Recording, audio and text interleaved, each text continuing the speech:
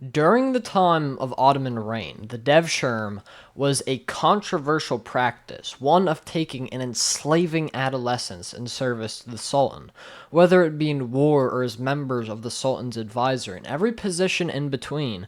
These tributes, or janissaries as they were called, would make up most of the Ottoman government and military.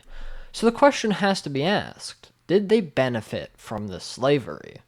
Now, as with any matter, there are more than one side to this argument, but I'm here to argue for the side that claims these children and families did in fact benefit from the Devshirme system, even if it was only in small proportions.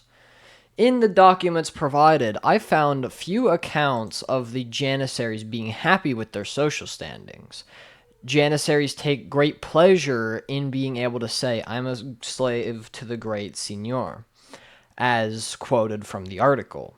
Now, this can be easily rebutted with the description of their living conditions, oftentimes describing them living in poverty, and according to sources, they weren't even allowed to stir at night. They were up early in the morning, lived off nothing more than scraps of food and unfiltered water, and there is no denying that that is horrible, but it's just a small price to pay for a more fulfilling life.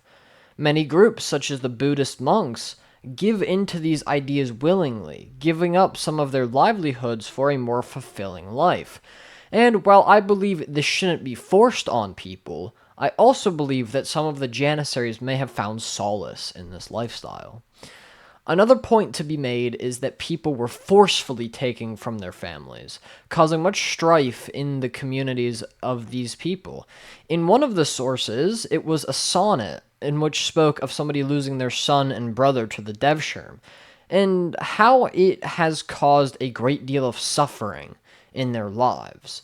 But this is not the only case we see. As mentioned before, we see people believe it as an honor to be chosen. Some people even bribed the officials to have a higher chance that their family members were chosen for the Devshirme, especially in poorer settlements where the life of a janissary almost seemed appealing over their current situations. Now, I want to take a second here and draw this back to a maybe more known and well established example, that of the Hunger Games, where there's a similar blood tax that has to be paid, except there are different circumstances, of course. Now, in the higher district numbers in the richer areas, we oftentimes see these career tributes who train their entire lives just to be chosen and typically die in the games, but they still see it as such an honor to be chosen, and I feel like this might have been sort of what the Devshirme would evolve into.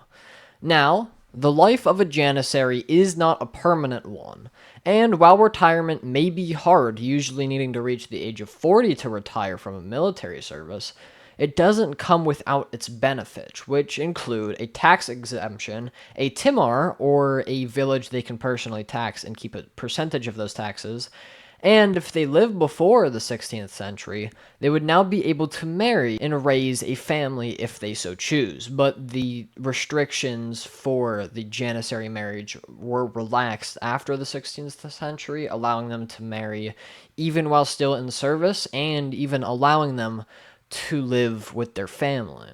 So, what's all this to say? Well, I'm not going to sit here and say the mass abduction of children wasn't an absolute travesty, but this is also one particular form of slavery may have just been the most beneficial one for those who were enslaved.